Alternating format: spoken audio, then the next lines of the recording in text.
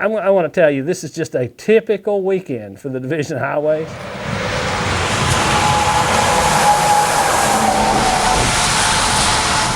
Our folks are the best in the country at incident management, particularly emergency incident management, Rockslides, incidences in construction zones, anything you can imagine, derechos, major snowstorms. They're the best in the country. They really are. We have very good systems. We talk to each other. We can communicate very well. We're in touch at every level, from the governor's office through the secretary, through my office, our district managers, our maintenance engineers, our maintenance crews, our county folks on the ground who typically are the first boots on the ground anywhere. We have a system where folks are on call 24/7, and those folks are rotated through, and they know exactly who to call and exactly what to do, and just about anything that can be thrown at us, we have a good, sound way of responding. The Rockslides, we had one in District 10 down in McDowell County on Route 1. We had two in District 6, one on Route 2 just south of Moundsville, and then one over toward the east just a little bit there on Route 18. You may have one need in the southern part of the state, you may have a different one in the eastern, and like this right dead in the center of the state up there at Weston. We have to work now, let's hurry up and wait. What time did you get there?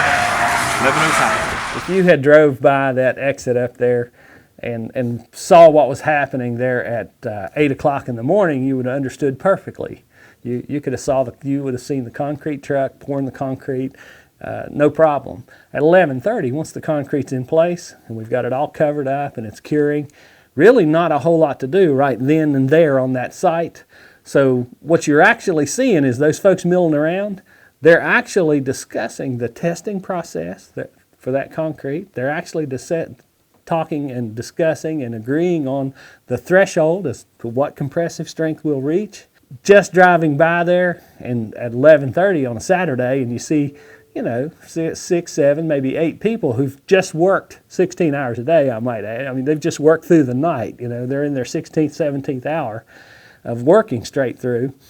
Many of them were just sitting down to dinner the night before and got the call and left the table literally and jumped in their vehicles and went back to work. Exciting time? Yeah, buddy, sure is. We have an exceptional system in place called our TMC, Transportation Management Center.